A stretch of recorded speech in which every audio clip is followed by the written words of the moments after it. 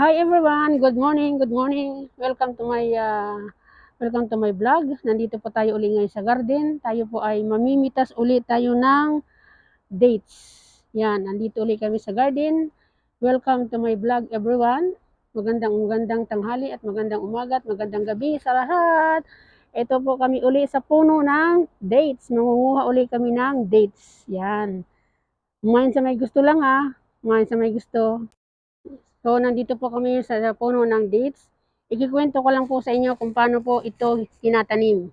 Ito pong dates po na ito ay itinanim, ganyan po siya kaliit. Yan, hanggang sa yumabong po siya ng yumabong at naging ganiri na po siya. Ito po ay nasa almost 10 years na po yan, dates na yan. Kaya ayan na po siya. Inaakit na ng kasama ko. Yan. Kasi noong araw po ay maliit pa po yan, ganyan po siya kaliit, yung itinanim. So hanggang sa lumaki po siya ng lumaki, naging mayabong at nagbunga na, ayun na po siya, na kinukuha na ng kasama ko.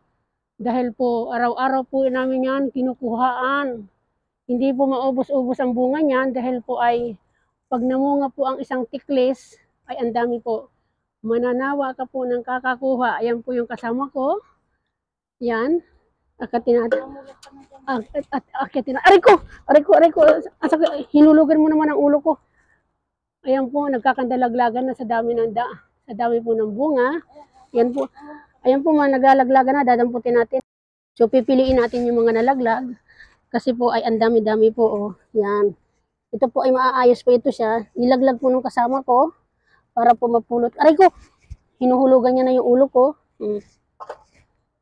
Yan, araw-araw po kami namimitas dito kasi po walang ibang mamimitas nito kundi kami dalawa lang. Kasi po hindi yung pipitasin ng hardinero. Yan, pinupulot ko po. Ito po huhugasan naman namin ito bago patuyuin. Hindi po ito binibilad hindi yan binibilad. Pinapatuyo lang yan sa isang lugar na mainit. Sa isang kwarto kung saan ay napakainit. Maayos po yan wala pong mga sira yan. Tinatapon natin yung sira. Hindi pwede yung ganire, hindi po pwede yan kasi papasukin siya ng tubig. So, kailangan natin itapon. Yan. Ilagay natin sa isang tabi. Yan. Papatuyuin po namin yan. Mga kapatid, kainan natin yung ating hinarbis. Ito po, oh. Yan. Tapos, nagdala rin ako ng tubig. Yan, oh. Malinis po yan. Hinugasan ko po yun. Hinunasan ko pala, hindi hinugasan. Hinunasan ng tiso. Habang nag-harvest yung isa, ako naman taga-salo, siya naman taga-akyat. Ayun po siya, nag-harvest siya. Tingnan niyo po siya. Masarap po siya, matamis. Sobra. Nakakadalawa na ako Ayan pinupunasan ko siya Ayan. So, ito po, meron po kami ditong 4 na puno sa loob lang po ng bakuran ng amo ko kasi po malaki po yung bakuran nila. Kaya nagtanim po sila ng 4. Nung dumating po kami dito, itinanim po yan. So, meron na pong 10 years yan, yung tamar na yan. So, ito po siya, kainan pa natin ulit. Masarap po. Masarap. Tsaka mo inom mo ng tubig. Masarap din po yan sa gatas. Kami po, sinasama namin niya pag inom kami ng kape. Ayan po yung kasama ko, nangunguha po siya. Ayan po yung kasama ko nangunguha, naglalambitin po dyan sa taas. Kasi hanggat may bunga po yan, haharbisin po namin hanggang sa maubos. Kami lang dalawa po nag-harvest dyan, wala po ibang nag-harvest niyan. Wala po kami magawa at wala po kami trabaho pa ngayon, kaya hinaharvest po namin. So mga Ate J, punta tayo doon sa isa pang tamar na sinasabi ko sa inyo na 4. Yan po, puntahan po natin yung isa pang puno ng tamar. Yan, puntahan po natin. Yung isa po ay kayang-kaya namin abutin. Inaabot lang po namin ito kasi po mababa siya. Hindi po kapares doon sa isa na mataas masyado.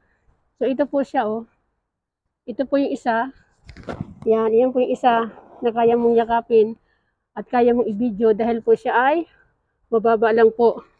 Compare doon sa isa na masyado siyang mataas. Ayan po siya. Hello! Hello mga dates. Yan. Hello. Ang bango.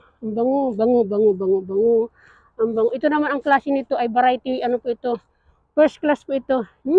Ang bango-bango. Ayan. Nakita niyo ba mga ka-J?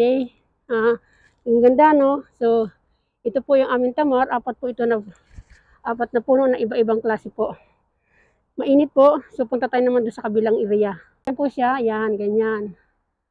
Yan, kayang-kayang abutin. Kayang-kayang abutin yan. Kasi maiksi pa ito. Ito mga nasa ano pa lang ito. 5 years pa lang ito. 5 years pa lang. So ito, balik tayo dito kay kay Los na nangunguha. Aray ko! O ayan, nilagay na sa ulo ko yung mga tamar. O ayan. Nilagay na sa ulo ko. Kasi masyadong mataas. Compare mo dun sa kabila, maiksi lang. Dito mababa. O. Salamat sa inyong panonood. Thank you for everyone. Bye-bye. God bless. Maraming salamat. Agoy, nilaglag na sa ulo ko. Oh. Aray ko, nilaglag na sa ulo ko. Oh. Walang magawa. Oh.